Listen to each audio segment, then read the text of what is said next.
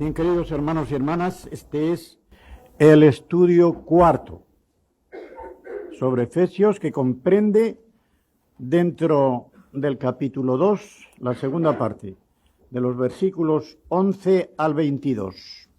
Antes de leerlo voy a decir la distribución que hago. Lo titulo El misterio de Cristo y tiene 3 partes. En la primera estudiamos la condición anterior legal en cuanto a ese misterio, versículos 11 y 12. Luego la situación actual dentro de ese misterio, versículos 13 al 18. Y finalmente, lo que corona esta porción es la sobreedificación en Cristo, versículos 19 al 22. Vamos pues primero a ver la condición anterior, voy a leer el pasaje, una vez el pasaje este. Lo voy a leer conforme lo tengo aquí corregido ya incluso según el original, porque he visto que hay alguna cosita que no está bien. Por tanto, acordaos de que en otro tiempo vosotros, los gentiles en cuanto a la carne, los que sois llamados, está en presente, sois llamados continuamente, incircuncisión, por la llamada circuncisión hecha con mano en la carne, en aquel tiempo estabais sin Cristo, sin el Mesías, excluidos de la ciudadanía de Israel y extranjeros en cuanto a los pactos de la promesa, sin esperanza y ateos, dice, y sin Dios en el mundo. La palabra griega ateos, que significa sin Dios, claro. Pero ahora, en Cristo Jesús, vosotros que en otro tiempo estabais lejos, habéis sido hechos cercanos, habéis sido acercados, ¿verdad? Por la sangre de Cristo. Porque Él es nuestra paz, que de ambos pueblos hizo uno. Está en neutro, un solo pueblo. Derribando la pared intermedia de separación, aboliendo en su carne la enemistad, la ley de los mandamientos expresados en ordenanzas, para crear en sí mismo de los dos un solo y nuevo hombre, esto ya está en masculino, haciendo la paz, y mediante la cruz reconciliar con Dios a ambos en un solo cuerpo, matando en ella la enemistad. Y vino y anunció las buenas nuevas de paz a vosotros que estabais lejos, apunten, y la paz a los de cerca. No dice estaban, porque Él está entre los que estaban cerca. Y si el verbo estuviera ahí, diría, y a los que estábamos cerca, como lo ha dicho antes, ¿eh? Porque por medio de Él, los unos y los otros tenemos acceso en un mismo espíritu al Padre. Así que ya no sois extranjeros ni advenedizos, sino conciudadanos de los santos y familiares de Dios.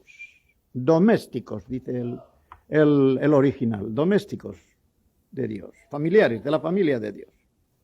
Sobreedificados sobre el fundamento de los apóstoles y profetas, siendo la principal piedra del ángulo Jesucristo mismo, en quien, o sea, en quién y sobre quién, todo el edificio, bien ajustado, va creciendo para ser un santuario sagrado en el Señor, en quien también vosotros sois juntamente edificados para morada de Dios en el Espíritu.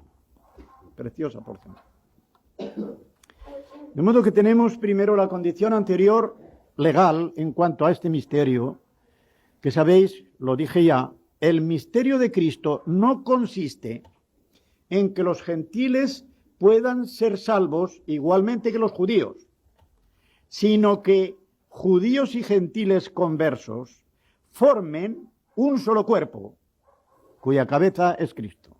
De tal manera que en lo tocante a la salvación no hay ya ninguna distinción entre judío y gentil, como no la hay entre varón y mujer, etc. Digo en cuanto a la salvación, aunque lo diré después, lo repito, porque los antidispensacionalistas se valen de textos como estos para decir, ¿veis? ¿Para qué hablan tanto de Israel y de su futuro? Si ya no hay ni judío ni gentil, amigo, te pasas de la raya. Porque eso es en cuanto a la salvación y en cuanto a las bendiciones espirituales, pero no en cuanto a las promesas terrenales, temporales del reinado milenario mesiánico. Eso es otra cosita. Pues bien, comienza con un acordaos. Por tanto, dio, poelio, consecuencia de todo lo que ha dicho antes, porque por gracia sois salvos, habéis sido salvados por medio de la fe, etcétera, obras buenas que Dios preparó de antemano para que anduviésemos en ellas. Por tanto, en consecuencia de esto, acordaos. Este verbo en el Nuevo Testamento tiene una fuerza muy grande. Y yo cuando escribí este acordaos, cuando estudié este acordaos, recordé, aunque parece una redundancia, que el apóstol Pedro, en su segunda epístola y en el primer capítulo, tiene en el versículo 9 una frase en que dice que el que está ocioso y sin fruto es porque se ha olvidado de la purificación de sus pecados pasados. Un creyente, y puede ser creyente sincero, con el tiempo se va haciendo rutina y pasa como con todo. Ya da por garantía que está salvo y se va olvidando y se va haciendo un poquitín tibio. ¿Por qué? Va olvidando aquel momento solemne en que él tuvo un sentimiento grande en su corazón y se vio delante de Dios Padre como hijo suyo, salvo de gracia por la fe, nacido de nuevo, y qué alegría tan grande, ¿verdad? Y después se ha ido un poquitín rebajando con el tiempo, la rutina. Por eso él, lo mismo que Pedro dice, acordaos, como diciendo, no perdáis de vuestra memoria, no perdáis de vuestra mente esto. Acordaos de que en otro tiempo, vosotros, los gentiles, en cuanto a la carne, como diciendo, ya no sois gentiles en cuanto al espíritu, ya sois tan judíos, tan israelitas como los otros. Como dice el mismo apóstol en Romanos, no es verdadero israelita el que tiene la circuncisión en la carne, sino el que la tiene en el corazón. Y ese es un verdadero descendiente espiritual de Abraham, en el cual nosotros precisamente fuimos ya bendecidos para que por la fe tuviésemos la misma justicia imputada que se le imputó a Abraham. Pues bien, los gentiles en cuanto a la carne, y ahora dice, los que sois llamados incircuncisión. Esta forma de decirlo en pasiva oculta veladamente, pero se ve bien la intención de que hay una ironía.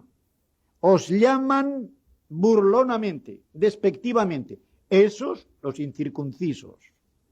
Esos, los incircuncisos. Los que sois llamados incircuncisión, por la llamada circuncisión hecha con mano en la carne, como diciendo, ¿y quiénes son los que os llaman los incircuncisos? Los que tienen una circuncisión hecha con mano de hombre en la carne, pero no tienen la circuncisión del corazón, que es la que sirve.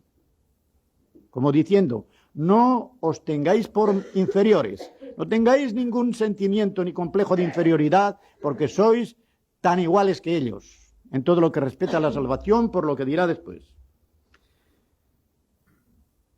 En aquel tiempo, cuando erais gentiles y no os habéis convertido, porque está hablando a Efesios, o sea, en Éfeso, estos, en general, los fieles de Éfeso no eran de extracción judía, sino de extracción gentil. Pues bien, vosotros que en aquel tiempo estabais sin Cristo, es decir, no teníais al Mesías, porque el Mesías era cosa del pueblo judío, hasta que viniese a este mundo para ser el redentor de toda la humanidad. Estabais sin el Mesías y estabais excluidos de la ciudadanía de Israel. estaban excluidos fuera de la bendición y de los privilegios que Dios había puesto en aquel pueblo, en el pueblo escogido, desde hacía tantos siglos. Y estaban extranjeros, y aquí esta palabra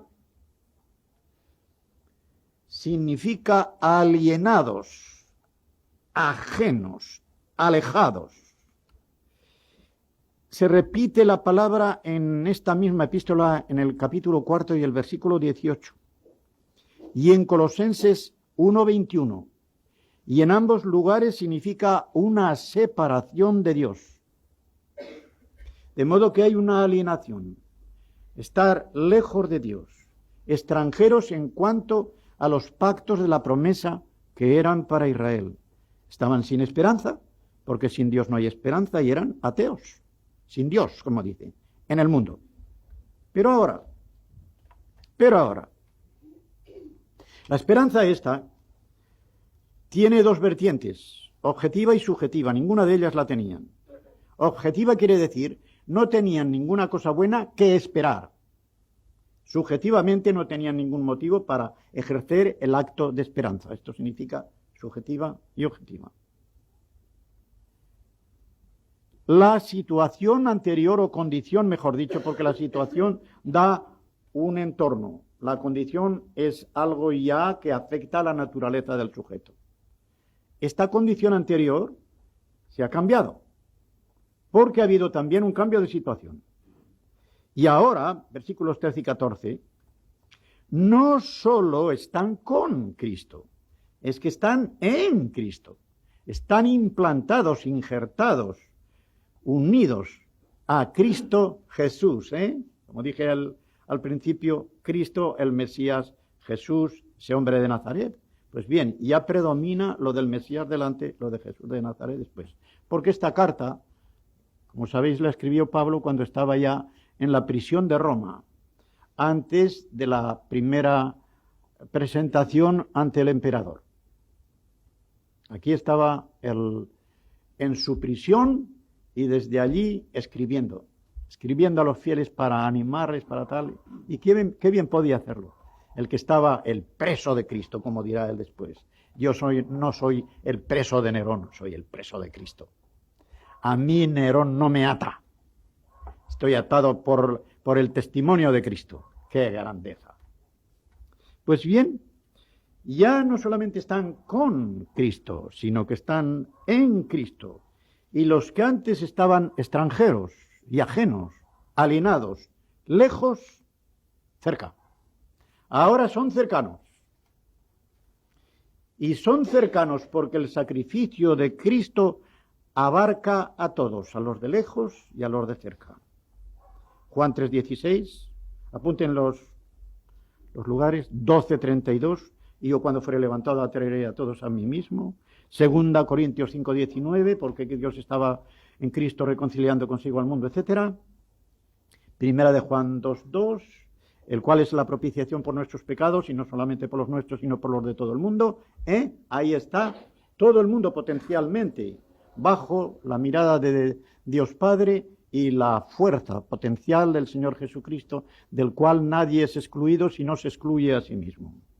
Y no solamente eso, están en paz. Paz, ya expliqué que en realidad para un judío significa el cúmulo de todas las bendiciones de toda clase que descienden del Padre de las Luces para una persona humana. Eso se llama paz en el lenguaje judío. Y por eso la palabra famosa shalom, que significa paz, viene del verbo shalom, que significa completar, una cosa completa. Es para ellos la paz. Tienen la paz con Dios, sí, pero además aquí lo que quiere decir que tienen paz entre sí. Porque el Señor Jesucristo ha acabado con la guerra que tenían. La enemistad entre judíos y gentiles se acabó, porque había una pared intermedia de separación. Y esa pared quedó demolida, derrumbada, cuando el Señor Jesucristo derramó su sangre en el Calvario. ¿Por qué, dice Pablo, derribando la pared intermedia de separación? ¿Tiene solamente un sentido simbólico? Tiene también un sentido literal, porque en el templo de Jerusalén había un muro que separaba el atrio de los gentiles del atrio de los judíos. Los gentiles que venían a Jerusalén y de alguna manera querían estar cerca del santuario, no podían pasar de allí. Había un muro. De la misma manera que el pueblo de Jerusalén que podía traspasar ese muro, no podía pasar a donde estaban los sacerdotes, y más adelante estaba el velo, que ni siquiera los sacerdotes podían entrar, sino solamente el sumo sacerdote una sola vez al año en el lugar santísimo. Pues bien, quedó derrumbado ese muro. No hay ya nada que separe a los unos de los otros. Y en esta forma, y para que así fuera, él dejó desactivada a la ley que condenaba. Desactivada. El verbo catargeo griego significa dos cosas. No sé si ya les dije que corrigieran Romanos 6:6, donde dice para que el cuerpo de pecado sea destruido. Les dije que no es destruido. Es desactivado o contrarrestado. Ese verbo en el sentido legal significa abolir. En el sentido físico, contrarrestar o hacer ineficaz. Pues bien, él hizo que quedase eso desactivado. No hay condenación ya por parte de la ley. Aboliendo, es un término legal, en su carne la enemistad. ¿Qué era lo que producía la enemistad? La ley de los mandamientos expresados en ordenanzas. Les voy a decir cómo lo expresa él en Colosenses, porque tiene unas expresiones todavía más fuertes. En el capítulo 2 de Colosenses, del 13 en adelante, que es una porción paralela a la que estamos estudiando, dice: y a vosotros, estando muertos en pecados y en la incircuncisión de vuestra carne, os dio vida juntamente con él. Esto pertenece al estudio de ayer, porque aquí está más conciso. Tras habernos concedido el perdón de todos los delitos. Y ahora, cancelando el documento de deuda en contra nuestra. Estábamos en deuda con la ley. La ley nos acusaba. Esa deuda por nuestros pecados, Jesucristo la borra en el Calvario. Y ya no debéis nada a Dios, porque la deuda la pago yo. Y dice que este documento consistía en ordenanzas, y nos era adverso, claro, estaba contra nosotros porque no lo cumplíamos. Quitándolo de en medio y clavándolo en la cruz. ¡Qué preciosidad! Con los mismos clavos con que el Señor Jesucristo quedó clavado, quedó clavada la ley. De la misma manera que mató a la muerte muriendo, abolió la ley muriendo, para que no hubiera más ley que la suya, que es el mandamiento del amor. Y el que ama guarda automáticamente la ley, porque todo otro mandamiento que no se cumple por falta de amor. Así es, ni más ni menos. Por eso dice que el que ama ha cumplido la ley. Claro, ¿hay algún mandamiento donde no esté incluido el amor? ¿Por qué roba una persona? ¿Por qué adultera? ¿Por qué mata o hiere? Porque no tiene amor. El que tiene amor cumple la ley. Y aún dice más aún, despojando a los principados y a las potestades, los demonios. Los exhibió públicamente, triunfando sobre ellos en la cruz, como diciendo, esto es una forma metafórica para ilustrar el triunfo que tuvo el Señor Jesucristo sobre Satanás y sus huestes. Ahí están. Estos muñecos, he acabado con ellos. He acabado legalmente, y cuidado. El que de aquí en adelante se deje vencer por el demonio o por Satanás es porque se está entregando otra vez al capitán del cual escapó, como expliqué ya el otro día.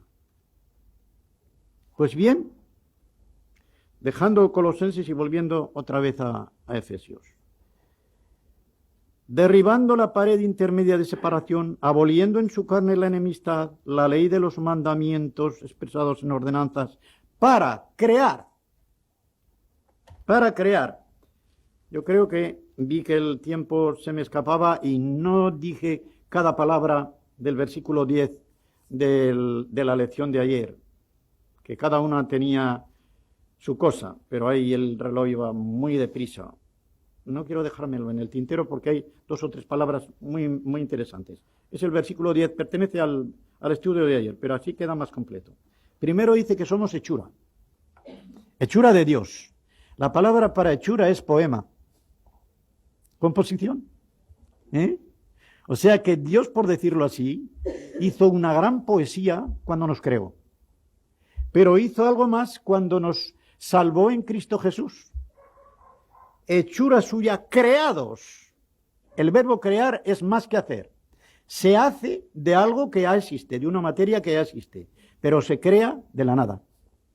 ¿Por qué? Porque cuando fuimos salvos no había absolutamente nada, había cero absoluto en nosotros para la salvación. Más aún, había bajo cero. Porque no solamente fuimos salvos inmerecidamente, sino que fuimos salvos desmerecidamente, que no es lo mismo. No solamente no merecíamos la salvación, sino que merecíamos la condenación, que es mucho más, bajo cero. De cero ya es creación, de la nada. De bajo cero la creación es todavía más fuerte. Por algo se ha dicho, y yo lo he repetido muchas veces porque he visto las expresiones del Antiguo Testamento. Ustedes verán en los Salmos y en otras partes del Antiguo Testamento que cuando se habla de la creación se dice que es como una especie de juego de los dedos de Dios. Con sus dedos formó tal, con sus dedos formó tal. Cuando toca la salvación se acabaron los dedos. El brazo desnudo y remangado, así lo pone la Biblia. No en una sola frase, pero en unas frases dice remangado y en otras desnudo, que es lo mismo, porque uno se remanga y deja desnudo el brazo. ¿Qué significa? Cuando una persona se remanga el brazo, es una metáfora para decir que está dispuesta a luchar por algo grande. Cuando dice el Antiguo Testamento que Dios nos salvó o salvó a su pueblo con el brazo desnudo y remangado, es para poner énfasis en la potencia de Dios para salvar a su pueblo. No quiere decir que Dios tenga que hacer un esfuerzo mayor para salvar que para crear, pero nosotros mismos no entenderíamos lo que es la obra de la salvación si la Escritura Santa no pusiera un énfasis en los propios vocablos. De modo que a Dios le cuesta lo mismo crear que salvar, pero para que se vea que la salvación de la humanidad es una obra mucho más alta y profunda que la creación de la nada del universo, pone esto del brazo desnudo y remangado y en el otro el juego de los dedos. Un juego de los dedos, como los niños cuando juegan. Esto es lo que Dios hace al crear. Pues bien, creados de la nada.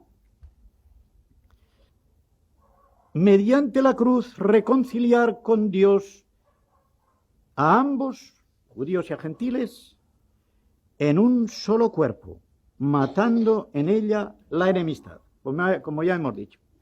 Matando pues la ley en este sentido que la desactiva o la deja abolida, y esto que sale de la unión, después de haber derribado el muro de separación, es un solo hombre, un nuevo hombre, o como suele decirse, la nueva humanidad. La conferencia de mañana, la última, quinta, la nueva humanidad. Cristo, cabeza de la nueva humanidad. ¿Cómo se hace Cristo cabeza de la nueva humanidad?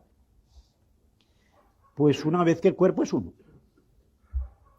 No puede ser cabeza de 2 cuerpos, es cabeza de un solo cuerpo. Y para que haya un solo cuerpo, Él ha tenido que derribar esta pared, muriendo en la cruz por ambos, haciendo de los dos un solo cuerpo, y entonces de ese solo cuerpo, Él es la cabeza.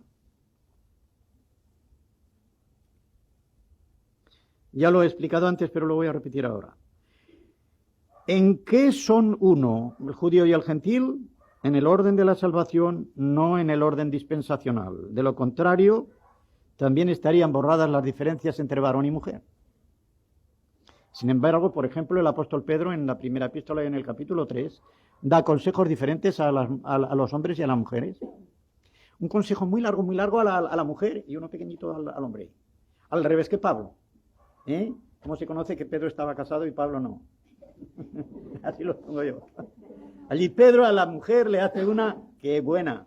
Cuando le dice a la mujer, mira, no le echen muchos sermones a tu marido. Si tu marido está inconverso, no le hables con sermones. Háblale con tu conducta. Que vea en ti al Señor Jesucristo y ese hombre tan duro que no quiere oír sermones, ya verás cómo se irá ablandando. Pero que te vea decente, modesta y como debe ser, ¿eh?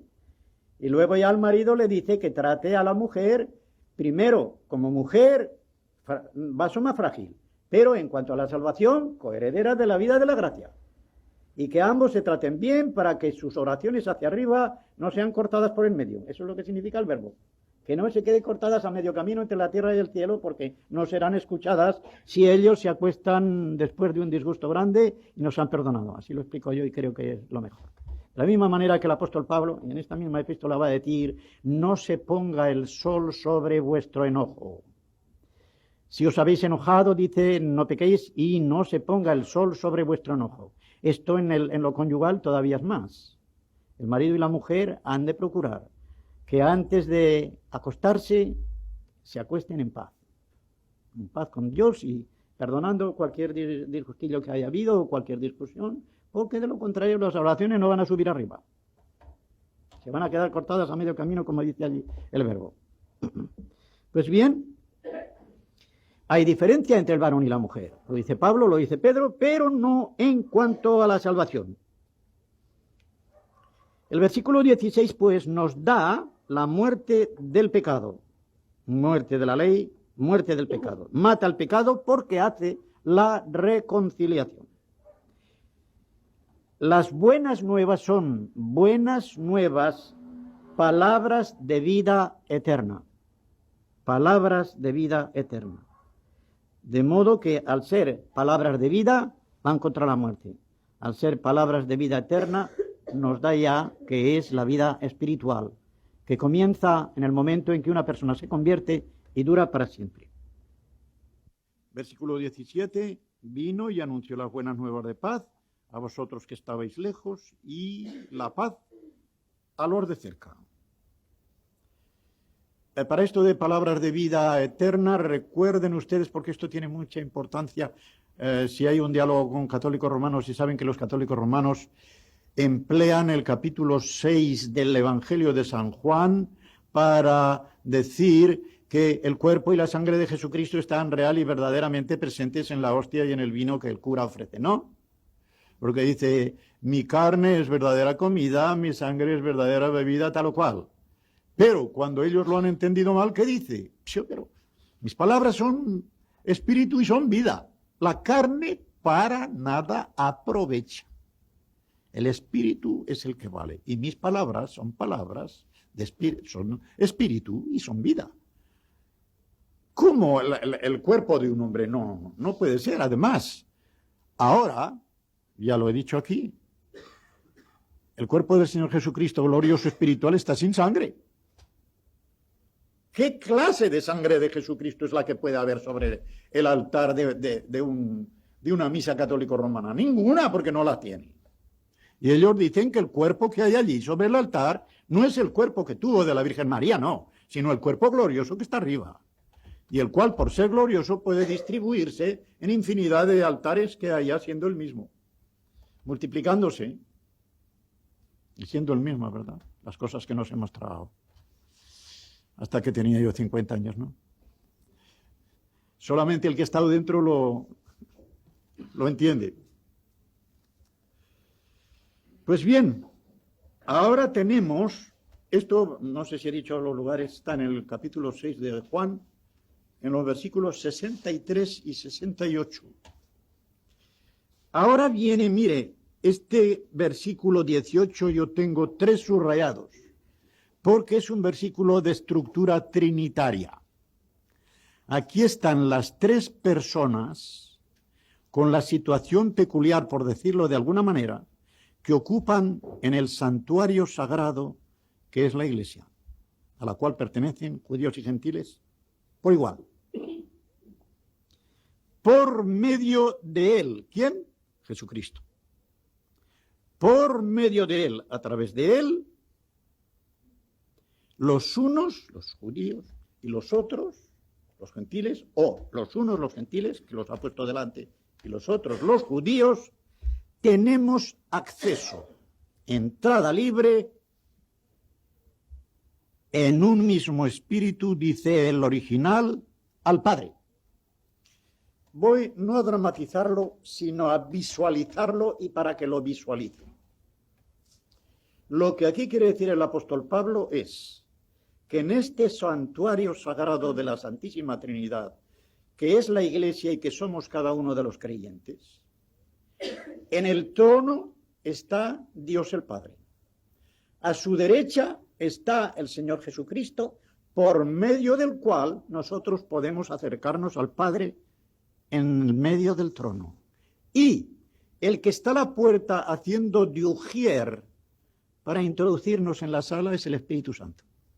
Y viene la última parte, edificados en Cristo, super edificados, sobre edificados. Recuerden, en 1 Corintios 3, el apóstol Pablo está hablando y desde luego criticando a los de Corinto porque eran carnales haciendo partidos dentro de la iglesia.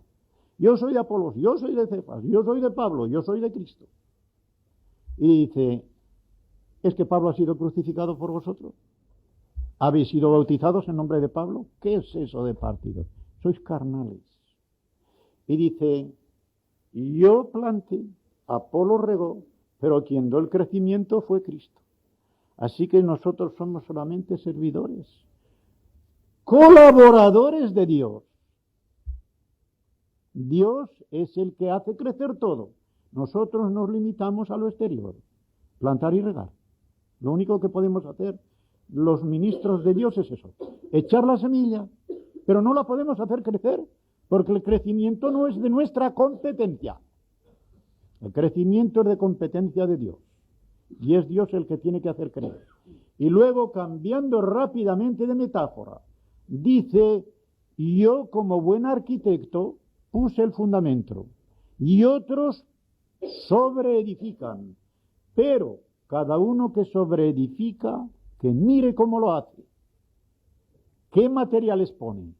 Oro, plata, piedras preciosas, madera, heno, hojarasca. Lo que valga cada material, el día lo dirá. El día en que Cristo venga, Él lo dirá. El material que queda es que no era material combustible. El que no queda, se lo llevó el fuego. Y él escapará desnudo como por fuego. Quien sale de un incendio no ha podido salvar nada absolutamente de sus bienes, sino únicamente su persona, ni siquiera las ropas. Eso quiere decir. Pues bien, aquí tenemos la metáfora del edificio también. Y todos estos excluidos y extranjeros del versículo 12 de antes, que ya son ahora conciudadanos de los judíos, es decir, de los santos, quiere decir eso de los del pueblo escogido, y que ya son de la familia de Dios, que ya son domésticos de Dios, son sobreedificados. Son sobreedificados. Versículos 20 y 21. Yo cito aquí ahora 1 Corintios 3:11, que es lo que les he dicho. Sobre el fundamento. La diferencia está en que en el capítulo 3 de 1 Corintios, el fundamento es Jesucristo, porque pone un fundamento único sobre el cual Él puso también alguna piedra y sobre eso hay que seguir edificando. Pero en esta porción pone como fundamento a los apóstoles y a los profetas, que son los dos ministerios fundantes de la Iglesia, irrepetibles. En Apocalipsis 21:14 se les llama columnas, 12 columnas de la Jerusalén celestial. Fundamento, columna, al fin y al cabo, el griego viene a decir lo mismo. Es lo que el griego llama themelion. Hay una revista, por cierto, que se llama themelion. Fundamento. Pero de Jesucristo no dice que sea el fundamento, dice otra cosa hermosísima, que la vi por primera vez haciendo la tesis doctoral sobre el capítulo 4 en un autor alemán, evangélico. Tenía un comentario a Efesios. Y es el único que me ha dado a mí la etimología de la palabra que hay aquí, y es preciosa. Esta palabra solamente sale aquí y en Primera de Pedro 2, en el versículo 6. Piedra principal del ángulo. Allí hay una sola palabra, muy larga. Acrogoniaios. Les voy a decir lo que significa, dividiéndola, porque es hermoso. Acro es la cima. Acrópolis es una ciudad puesta en la cima, ¿verdad? Gon, el ángulo. Polígono, muchos ángulos. Aios, la pared. De modo que Jesucristo para nosotros no solamente es la piedra angular sobre la cual se asienta el santuario de Dios, que es la iglesia. Es la pared recta en la cual sirve de plomada para que la iglesia siga una línea recta. Y el acro de arriba es la cúpula que la protege y por encima de todo hace que quede defendida. Esto está muy bien tomado de la forma en que los judíos solían edificar en una parte que era rocosa. La habitación interior, lo más íntimo de la casa de un judío, era una excavación en roca. Y solamente lo de fuera era, diríamos, a donde se tenía acceso para visitantes, para familiares, donde cocinaban, etcétera. Eso estaba fuera. Pero la habitación más íntima era rocosa. Y al ser rocosa excavada sobre la piedra, tanto la pared como lo de arriba como lo de abajo era de piedra. Pues bien, esto es lo que es Jesucristo para nosotros, para la iglesia. Piedra abajo, piedra en la pared, piedra arriba. De modo que es de una solidez tremenda, si lo aplicamos al terreno espiritual. Ahí tenemos un fundamento seguro, roqueño, tenemos una norma segura en la pared, tenemos una protección segura encima. Cúpula de todo el edificio. Y de esta forma vamos creciendo bien ajustados, porque es un edificio vivo. Somos piedras espirituales, dice el apóstol Pedro en su primera carta en el capítulo 2. Somos un santuario hecho de piedras espirituales. Las piedras espirituales vivas crecen. Y hay una cosa muy curiosa que la veremos en el capítulo 4. Allí dice que somos un cuerpo que se edifica. Y después dice que es un edificio que crece. Al ser miembros vivos del cuerpo de Cristo, y como el cuerpo de Cristo es a la vez un santuario, pues es un santuario de piedras vivas que van subiendo en el edificio y que van ampliándolo. Ese edificio va siendo cada vez más grande y más amplio, cuantos más son los fieles que van entrando en él, y a la vez es un organismo que se edifica. Un organismo que se edifica, un edificio que se organiza, podríamos decir, o que crece orgánicamente. Y así somos, dice, templos vivos, santuario sagrado en el Señor, en quien también vosotros sois juntamente edificados, juntamente todos unos ajustados y juntos, para ir creciendo para morada de Dios en el Espíritu. Ahora les voy a decir la palabra que hay aquí para morada, porque esto es muy, muy chocante.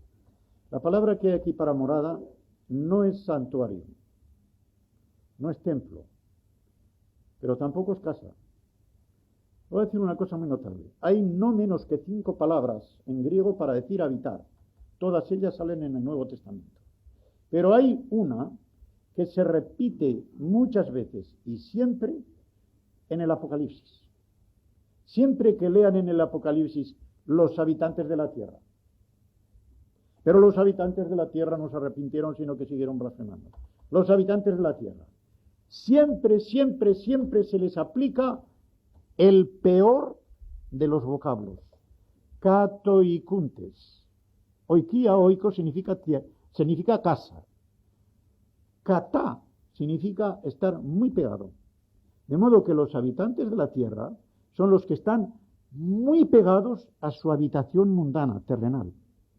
Tan pegaditos a lo terrenal que no les interesa para nada el cielo ni lo espiritual. Ellos no tienen otra morada que la tierra y no quieren salir de allí. Pues este es el que viene aquí. Cato y Keterion. Somos Cato y Keterion de Dios. En otras palabras, de la misma manera que los habitantes de la tierra están pegaditos a sus casas de tierra, a sus casas de este mundo y no quieren saber nada del cielo ni de las cosas de Dios, Dios al contrario tiene su residencia en nosotros pegadito a esta casa. Él ha pegado su corazón a esta casa que a la vez es santuario y que somos nosotros en la iglesia. De modo que lo que es sumamente negativo para los mundanos es sumamente positivo para los creyentes. El mismo vocablo que se emplea en sentido peyorativo para los mundanos se emplea en sentido tan meliorativo, diríamos, para los creyentes. ¡Qué preciosidad! Vosotros, dice, eis Cato y Keterion, para ser morada fija, en donde Dios fija su residencia en el Espíritu. Morada de Dios en el Espíritu. Hermanos, ¿para qué seguir más? A mí, mi imaginación no me da más de esto. Y creo que el Señor no quiere que diga ninguna otra cosa con la cual pueda empañar la limpieza de su palabra. Lo que nos queda a todos nosotros los que estamos aquí ahora es no olvidar, acordaos. Así empieza la porción. Por tanto, acordaos, no echemos en saco roto todas estas enseñanzas tan sublimes de la palabra de Dios. Recordemos que somos santuario de Dios. El que corrompe el santuario de Dios, dice el apóstol Pablo a los Corintios, Dios lo corromperá, lo destruirá a él. ¿Verdad que si en cada momento reflexionáramos y dijésemos, es que soy el santuario de Dios, no puedo profanar este templo? ¿Y qué en el trato con los demás?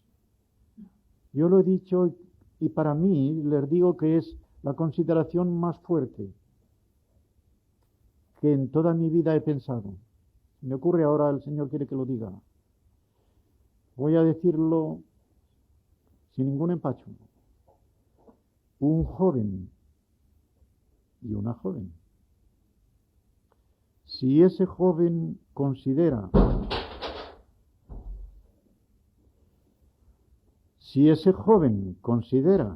que esa joven es templo de Dios, si lo considera, ¿verdad que no lo va a profanar? ¿Verdad que si nosotros tuviésemos esto siempre presente, trataríamos con respeto a nuestros prójimos? No digo ya solamente en el terreno sexual, no, en todos los terrenos. ¿Con qué respeto trataríamos a los demás? Yo suelo decir que Dios nos trata con sumo respeto. Nos trata con tanta delicadeza que ni siquiera nos damos cuenta de que nos toca con su espíritu. Y cuando nos enfrentamos con un prójimo, incluso inconverso, deberíamos descalzarnos los pies como quien va a entrar dentro de un santuario en el cual solo penetra Dios. Que el Señor nos bendiga y nos haga que recordemos todas estas cosas para beneficio nuestro y provecho de aquellos con quienes nos pongamos en contacto. Amén.